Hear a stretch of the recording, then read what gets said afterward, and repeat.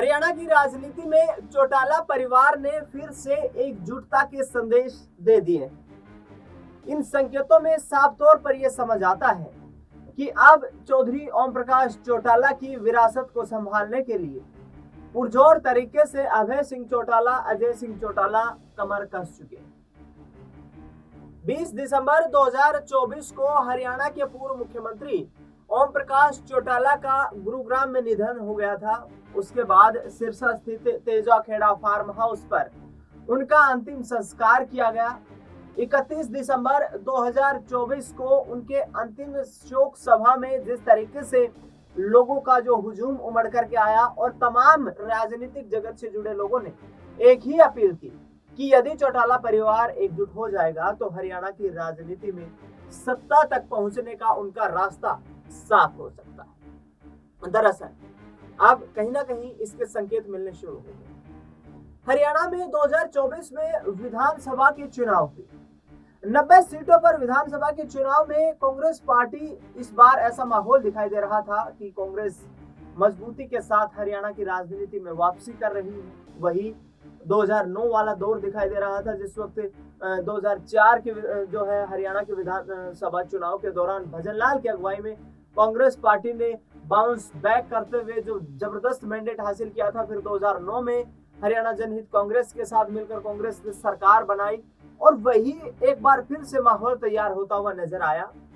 लेकिन कांग्रेस पार्टी ने अपनी सीटों में 6 सीटों की बढ़ोतरी 2019 के मुकाबले कर ली।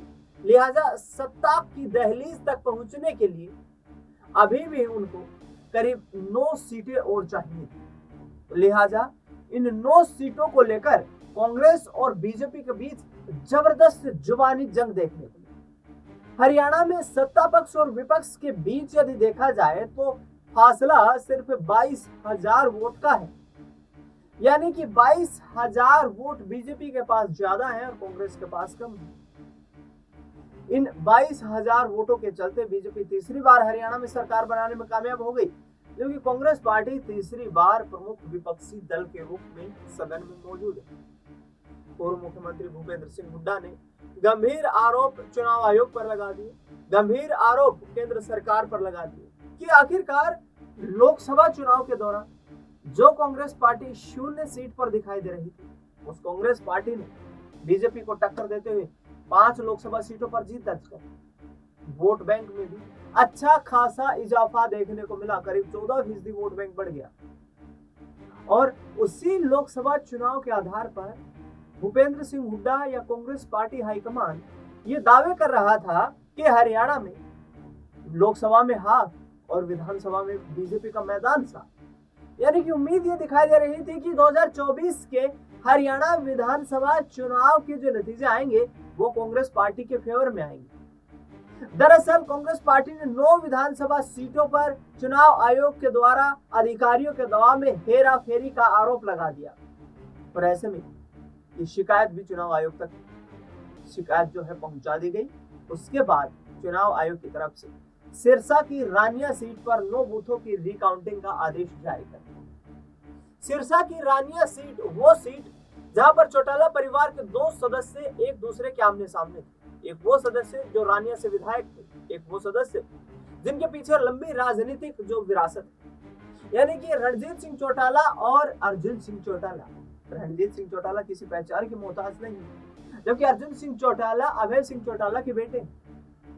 अभय सिंह चौटाला के बेटे अर्जुन चौटाला ने रानिया विधानसभा सीट पर कांग्रेस पार्टी को कड़ी टक्कर देते हुए 4,000 से कुछ अधिक वोटों से जीत दर्ज कर।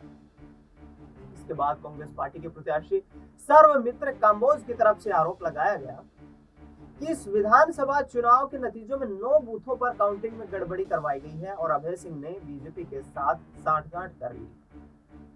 लिहाजा 9 बूथों की रिकाउंटिंग का आदेश जारी होता है और चुनाव आयोग के अधिकारी वहां पहुंचते हैं।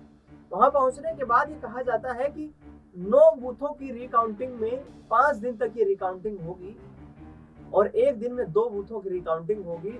लेकिन चुनाव आयोग की तरफ से जो डाटा है वो क्लियर कर दिया गया है, यानी कि जो पिछला रिकॉर्ड है वो नहीं है चुनाव आयोग के पास और 2 बूथ पर हर दिन मॉक पोल करवाया जाएगा, जिसके आधार पर ये निर्धारित होगा कि आखिरकार किस पार्टी का यहाँ पर जनाधार मजबूत है और किस पार्टी ने यहाँ पर जो हार का सामना किया है क्या वो गलत दिखाई देता है।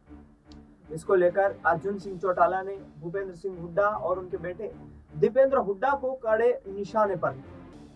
अर्जुन सिंह चौटाला ने कहा कि वह भूपेंद्र सिंह हुड्डा और दीपेंद्र हुड्डा के कांग्रेस पार्टी में सक्रिय होते हुए कभी भी कांग्रेस पार्टी हरियाणा की सत्ता में वापसी नहीं कर सकती। लिहाजा ऐसे में अर्जुन चौटाला के जो ये आरोप है ये कहीं ना कहीं कांग्रेस पार्टी को सीधा निशाने पर ले रहे हैं।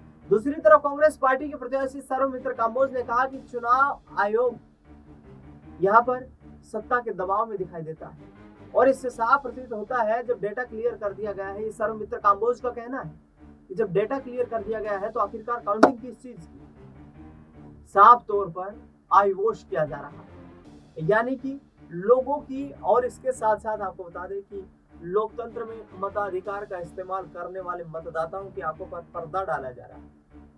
हरियाणा में इंडियन नेशनल लोकदल के नेता अभय सिंह चौटाला ने बीजेपी के साथ मिलकर सांठगांठ कर दी। सौमित्र कांबोज ने ये गंभीर आरोप उन पर लगाया।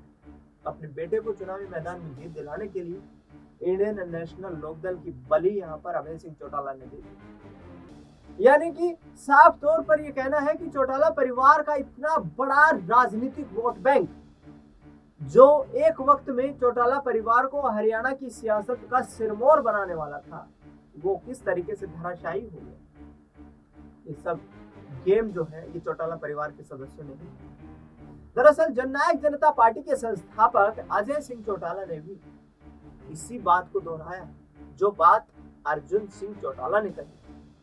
उन्होंने कहा कि भूपेंद्र सिंह हुड्डा आखिरकार आरोप किस बात का लगा रहे हैं। जिन राज्यों में उनकी पार्टी को जीत नसीब हुई उन राज्यों में तो वो ईवीएम पर खामोश है, लेकिन जिन स्टेट्स में उनकी पार्टी को हार का सामना करना पड़ा वहां पर भूपेंद्र सिंह हुड्डा ईवीएम की भूमिका को लेकर प्रश्न चिन्ह खड़ा दिया। आखिरकार भूपेंद्र सिंह हुड्डा जिस तरीके से यहाँ पर हरियाणा में कांग्रेस का भट्ठा बैठाने में लगे हुए हैं, कांग्रेस हाईकमान को अब ये विचार करना होगा कि भूपेंद्र सिंह हुड्डा में अब हरियाणा में ज्यादा राजनीति नहीं बची, उन्हें कोई दूसरा विकल्प तलाशना होगा। तो ऐसे में आखिरकार क्या वो वक्त आ गया है कांग्रेस पार्टी के लिए भी जब जो संगठन है राज्य स्तर पर जो संगठन है उसका पुनर्गठन किया जाना चाहिए, क्योंकि हरियाणा में जिस तरीके से लड़ाई छिड़ी हुई है यहाँ पर कि आखिरकार कांग्रेस पार्टी का अध्यक्ष किसे बनाया जाए, क्योंकि जाट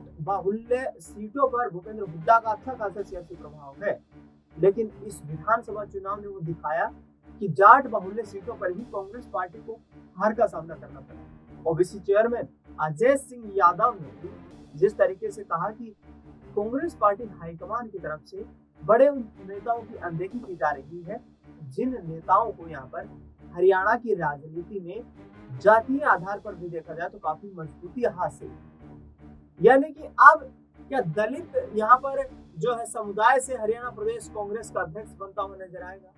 विधानसभा में नेता प्रतिपक्ष कौन बनेगा ये भी लड़ाई तेज है, क्योंकि पिछले दिनों जिस तरीके से विधानसभा का जो सत्र बुलाया गया उस सत्र के दौरान भूपेंद्र सिंह हुड्डा ने गैर आधिकारिक रूप में ही नेता प्रतिपक्ष की भूमिका निभाई थी, लेकिन कांग्रेस पार्टी फंसी हुई है। चौटाला परिवार की एकजुटता के जो बयान सामने आए हैं जिसमें अर्जुन सिंह चौटाला और अजय सिंह चौटाला दोनों के बयान जो है मेल खाते हैं, क्या इस बात के संकेत दे रहे हैं कि अब आने वाले वक्त में कांग्रेस पार्टी का यहाँ पर सुपड़ा साफ करके इंडियन नेशनल लोकदल संयुक्त होकर के हरियाणा की राजनीति में वापसी करते हुए नजर आएगी। फिलहाल इस खास कार्यक्रम में इतना ही। देश दुनिया की तमाम बड़ी खबरों के लिए आप देखते रहिए SPN लाइव।